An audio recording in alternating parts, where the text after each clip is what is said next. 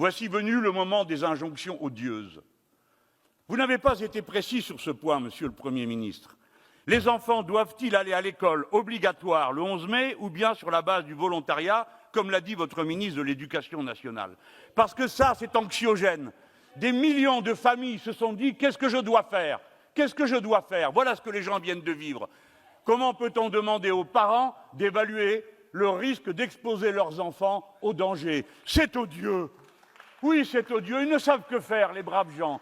Et surtout quand leur décision n'est pas libre. Parce qu'on leur dit qu'il faut maintenant retourner au travail. C'est d'ailleurs pour ça qu'on commence par les plus petits, parce qu'ils ne sont pas capables de se surveiller eux-mêmes, alors que les plus grands pourraient le faire.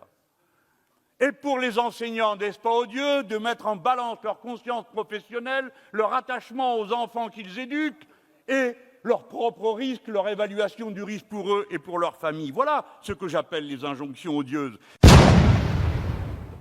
Le deuxième pic est inéluctable et il sera d'autant plus violent que les conditions n'auront pas été réunies pour réussir la sortie du 11 mai.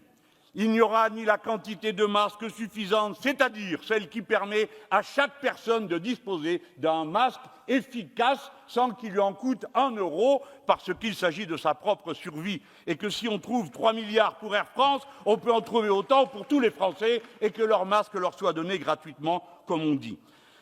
Parce qu'il n'y aura pas la quantité de tests, parce qu'il n'y aura pas la capacité d'hébergement en quarantaine qui nécessiterait des réquisitions dans le système hôtelier, des réquisitions de la totalité de l'industrie textile pour qu'ils produisent les masques dont nous avons besoin, à l'image du Maroc que nous devrions imiter dans ce domaine parce qu'il parvient à cette performance. Oui, le Maroc, c'est très bien, c'est mon pays natal, et je pense qu'il mérite votre admiration. Car en démocratie, il n'y a pas de consentement à l'autorité sans confiance dans la légitimité des consignes qui sont données.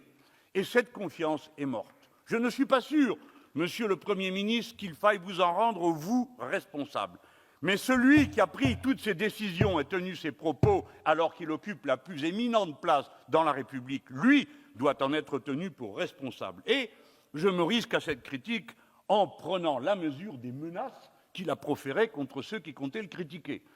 Le président Macron, en effet, le 31 mars, a dit « Quand cette crise sera passée, on aura tous à rendre des comptes. » Tous, sans exception. La majorité, bien évidemment, je crois que ça va être pour vous, Monsieur le Premier ministre, et c'est normal.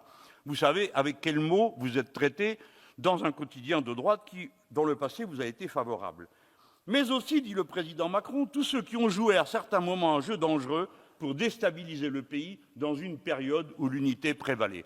Nous n'avons jamais, pour notre part, joué aucun jeu dangereux, ni personne sur ces bancs. Nous avons juste joué le jeu de la démocratie qui consiste à dire, avec sens des responsabilités et plus de mesures que vous ne le croyez, ce qu'il était nécessaire de dire pour mettre en garde. Et si vous n'y croyez pas, alors vous ne pouvez pas croire un seul jour à la démocratie, parce que l'essence de la démocratie, c'est justement d'entendre des gens qui disent des choses désagréables parce qu'ils ne sont pas de votre avis. Et pendant la Grande Guerre, ils ont décidé qu'il y aurait un moratoire des loyers. Faites-le. Pendant la Grande Guerre, ils ont décidé qu'il y aurait un impôt sur les profiteurs de guerre. Faites-le. Et Monsieur le Premier ministre, élu de milieu populaire comme d'autres ici, je veux à tout prix que vous entendiez cette parole. La faim menace dans certains quartiers, en France, et c'est l'organisation admirable, spontanée des habitants qui fait que cette faim ne fait pas davantage de dégâts parmi nous, mais quand même, elle travaille les masses. J'achève.